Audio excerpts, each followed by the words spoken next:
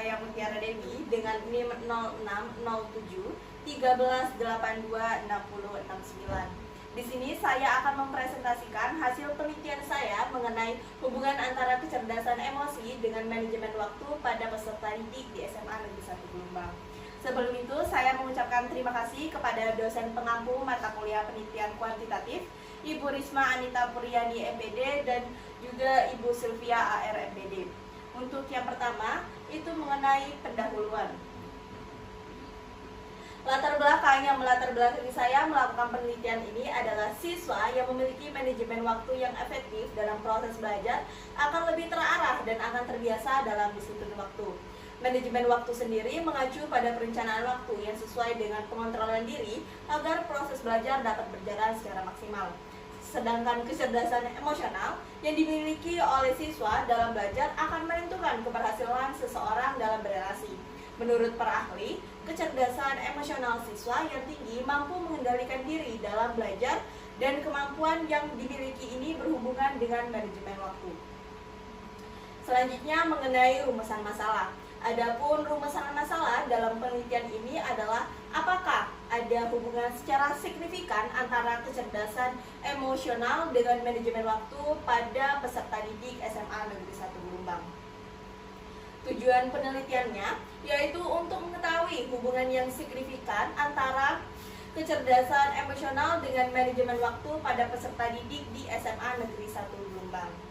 Manfaat penelitian itu dibagi menjadi dua, yaitu ada manfaat teoritis dan juga manfaat praktis. Manfaat teoritis, hasil penelitian dapat memberikan informasi dan menjadi bagian pengembangan ilmu pendidikan yang berkaitan yang berkaitan antara hubungan kecerdasan emosional dengan manajemen waktu. Yang selanjutnya itu manfaat praktis. Bagi mahasiswa dapat menambah wawasan dan juga pengetahuan yang berkaitan dengan masalah yang mengenai hubungan antara kecerdasan emosional dengan manajemen waktu. Bagi dosen, sebagai informasi ataupun acuan pembelajaran di perkuliahan dan dapat membantu dosen untuk memahami terkait hubungan antara kecerdasan emosional dengan manajemen waktu pada peserta didik.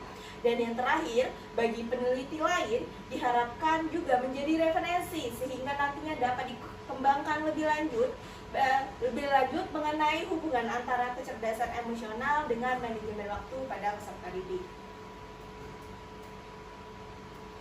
Bab yang kedua itu adalah landasan teori. Pengertian kecerdasan emosional sendiri itu dibagi menjadi dua, yaitu ada menurut para ahli dan juga secara umum. Menurut para ahli, di sini saya mengambil menurut Goleman tahun 2009 menjelaskan bahwa kecerdasan emosional adalah kemampuan untuk mengendalikan impuls emosional, kemampuan untuk membaca perasaan orang lain, dan kemampuan untuk membina hubungan yang baik dengan orang lain. Sedangkan secara umum, kecerdasan emosional adalah kemampuan yang dimiliki oleh seseorang untuk dapat menuntut diri sendiri, mereka dalam belajar, mengakui dan juga menghargai perasaan diri sendiri serta orang lain, serta memiliki kemampuan untuk mengenali emosi, mengelola emosi, memotivasi diri sehingga dapat membina hubungan kerjasama yang baik. Adapun ciri-ciri kecerdasan emosional yang tinggi dan juga rendah. Ciri kecerdasan emosional yang tinggi itu adalah mampu mengendalikan perasaan marah, tidak agresif, dan memiliki kesabaran, serta memikirkan akibat dari sebelum bertindak, berusaha dan mempunyai daya tahan untuk mencapai tujuan hidupnya, serta menyadari perasaan diri sendiri dan orang lain. Selanjutnya, kecerdasan emosional yang rendah, yaitu selalu bertindak mengikuti perasaan tanpa memikirkan akibat, sering pemarah, bertindak agresif dan tidak sabar, serta memiliki tujuan hidup dan cita-cita yang tidak jelas. Adapun aspek kecerdasan emosional, di sini saya mengambil menurut Goleman tahun 2009. Yang pertama itu memiliki kesadaran diri, adanya kontrol diri, kemudian memiliki motivasi yang tinggi, adanya empati, dan juga memiliki keterampilan sosial dalam berkomunikasi. Selanjutnya itu ada faktor yang mempengaruhi kecerdasan emosional. Yang pertama itu ada faktor yang bersifat bawaan atau genetik. Yang kedua ada dari lingkungan keluarga serta faktor pendidikan yang diperoleh dengan seiringnya pertumbuhan. Yang selanjutnya, cara meningkatkan kecerdasan emosional. Yang pertama, mereka dapat membaca situasi, kemudian mendengarkan dan menyimak lawan bicara. Yang ketiga, siap untuk berkomunikasi. Yang keempat, mencoba untuk selalu berempati. Yang kelima, bersikap rasional. Dan yang terakhir, itu menunjukkan daya fokus. Yang selanjutnya, itu adalah manajemen waktu. Manajemen waktu, menurut ahli, di sini saya mengambil dari Firmansyah dan Mahardika tahun 2018 halaman 4. Manajemen adalah seni dan ilmu perencanaan, pengorganisasian, perakitan, pengelolaan sumber daya manusia untuk mencapai tujuan tertentu. Sedangkan secara umum, manajemen waktu adalah kemampuan individu dalam merencanakan, mengatur, menjalan, memanfaatkan, dan memaksimalkan waktu yang ada dengan selektif dan seefisien mungkin. Manajemen waktu juga memiliki tujuan dan juga aspek. Tujuan manajemen waktu menurut Hidayanto tahun 2019 dalam halaman 3. Yang pertama itu membantu individu atau organisasi memutuskan prioritas. Yang kedua, mengurangi atau menghilangkan kecenderungan penundaan pekerjaan. Yang ketiga, yaitu untuk menghindari tabrakan waktu. Dan yang terakhir, untuk melakukan evaluasi terhadap hasil pekerjaan baik secara individu ataupun organisasi. Yang selanjutnya, itu adalah aspek-aspek yang menjadi panutan dalam manajemen waktu menurut Atkinson dalam Hasanah tahun 2021 halaman 98. Yang pertama itu mampu menentukan tujuan. Yang selanjutnya menyusun prioritas dalam diri. Yang ketiga itu menyusun jadwal yang terarah, menentukan tujuan. Yang selanjutnya menyusun prioritas dalam diri. Yang ketiga itu menyusun jadwal yang terarah. Yang keempat bersikap asertif. Dan yang terakhir itu menghindari penundaan. Yang selanjutnya itu adalah manfaat dari manajemen waktu menurut Hidayanto tahun 2021 halaman 30 menjelaskan bahwa yang pertama, manajemen waktu memiliki manfaat yaitu mampu meningkatkan efisiensi dan juga produktivitas pribadi. Yang kedua, meningkatkan profesionalisme pribadi. Yang ketiga, dapat mengurangi stres karena tekanan pekerjaan. Yang keempat dan yang terakhir itu terciptanya keseimbangan pribadi dan terbentuknya peluang untuk karir yang lebih baik. Selanjutnya, adapun faktor penghambat terjadinya manajemen waktu. Yang pertama itu overplanning atau perencanaan yang terlalu berlebihan. Yang kedua itu misplanning, adanya terjadinya kesalahan dalam perencanaan. Yang ketiga itu ada oversholding, yaitu penjadwalan yang terlalu berlebihan sehingga menyebabkan manajemen waktu itu terjadi berhambat. Yang selanjutnya itu ada overdetailing, yaitu seseorang yang terlalu detail dalam melaksanakan pekerjaan. Dan yang terakhir itu delaying, memiliki sikap yang sering menunda-nunda. Yang selanjutnya, mengapa manajemen waktu itu penting bagi seorang mahasiswa? Ini saya mengambil dari menurut Akram tahun 2010 halaman 14. Dia menjelaskan bahwa yang pertama, untuk menyelesaikan sesuatu yang penting dan melakukan pekerjaan yang urgent dengan tenaga dan waktu yang seefisien mungkin. Yang selanjutnya, untuk membatasi skala prioritas dan menyelesaikan tugas-tugas penting dalam hidup mereka. Yang ketiga, memanfaatkan dan juga menghargai waktu yang terbuang secara sebaik-baiknya. Dan yang terakhir, untuk menghindari kebiasaan overreaktif seperti terlalu keras atau terlalu santai yang dapat menurunkan efektivitas kegiatan. Yang ketiga, itu adalah bab metodologi penelitian. Metode dan jenis penelitian. Di sini saya mengambil penelitian korelasi karena penelitian ini dilakukan untuk mengumpulkan data dan juga mengetahui serta menentukan ada tidaknya hubungan antar variabel atau lebih guna untuk mengukur seberapa besar hubungan antar variabel tersebut. Kemudian jenis penelitian adalah penelitian kuantitatif karena penelitian kuantitatif adalah suatu proses untuk menemukan pengetahuan dengan menggunakan data berupa angka atau sebagai alat untuk menganalisis keterangan mengenai apa yang diketahui. Selanjutnya itu adalah variabel penelitian. Di sini ada dua variabel. Yang pertama itu variabel bebas dan juga variabel terikat. Variabel yang bebas itu adalah variabel mengenai kecerdasan emosional, karena kecerdasan emosional merupakan variabel yang mempengaruhi variabel terikat, sehingga kecerdasan emosional merupakan variabel bebas.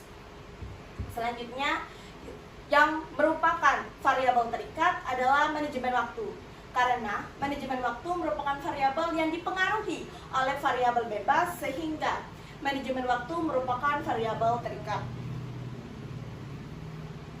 Adapun definisi operasional variabel tersebut, yang pertama itu kecerdasan emosional adalah kemampuan yang dimiliki oleh seseorang untuk dapat menentukan diri sendiri, belajar mengakui dan menghargai perasaan orang lain, serta memiliki kemampuan untuk mengenali emosi, mengelola emosi, dan memotivasi diri sehingga dapat membina hubungan yang baik dengan orang lain.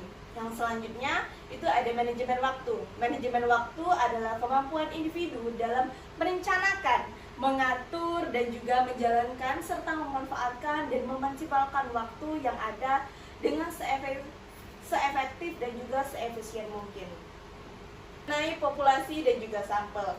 Populasi adalah wilayah generalisasi yang terdiri dari objek atau subjek yang dinilai dan karakteristik tertentu yang diatur oleh penelitian untuk ditarik dan untuk diteliti dan juga ditarik kesimpulannya itu menurut Sianto 2015 dalam halaman 54. Sedangkan menurut Arikunto, populasi adalah keseluruhan objek yang diteliti. Selanjutnya itu sampel. Sampel adalah sebagian dari jumlah dan ciri-ciri populasi atau sebagian kecil dari anggota populasi yang dipilih menurut prosedur tertentu yang akan mewakili populasi tersebut. Hal ini disampaikan dalam Subjana dan Ibrahim dalam Siyoto tahun 2015 halaman 64. Adapun waktu dan juga tempat penelitian, di sini saya mengambil waktu penelitian itu pada bulan Maret dan juga April tahun 2024, sedangkan tempat penelitian itu di SMA Negeri 1 Blumbang. Teknik pengumpulan data yang saya lakukan itu adalah random sampling, yaitu jenis pengambilan sampel probabilitas di mana setiap orang di seluruh populasi target memiliki kesempatan yang sama untuk dipilih dalam mengumpulkan sampel.